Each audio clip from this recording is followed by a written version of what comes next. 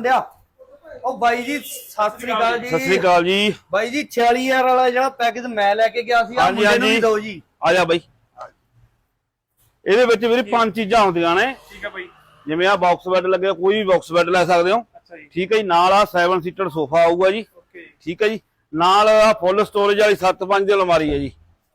ਅਲਮਾਰੀ ਦੀ ਕੁਆਲਿਟੀ ਕਿਵੇਂ ਬਾਈ? ਅਲਮਾਰੀ ਬਹੁਤ ਵਧੀਆ ਜੀ, 5 ਸਾਲ ਦੀ ਫੁੱਲ ਗਾਰੰਟੀ ਆ। ਅੱਛਾ ਜੀ। ਹਾਂਜੀ ਹਾਂਜੀ। ਓਕੇ। ਤੇ ਨਾਲ ਆ ਪ੍ਰੈਸ ਟੇਬਲ ਹੈ ਜੀ। ਅੱਛਾ ਜੀ। ਤੇ ਇੱਕ 4 ਨਾਲ ਇੱਕ ਗੱਦਾ ਬੈੱਡ ਦੇ। ਓਕੇ। ਠੀਕ ਹੈ ਜੀ। ਕੁਆਲਿਟੀ ਕਲਰ ਵਗੈਰਾ ਚੇਂਜ ਕਰਨਾ? ਕਲਰ ਬਾਈ ਆ ਦੇਖੋ, ਇਹ ਬਹੁਤ ਕਲਰ ਨੇ, ਕੋਈ ਵੀ ਆਪਦੀ ਮਰਜ਼ੀ ਦਾ ਕਸਟਮਾਈਜ਼ ਕਰਾ ਸਕਦੇ ਤੁਸੀਂ। ਓਕੇ। ਹਾਂਜੀ ਹਾਂਜੀ। Thank you.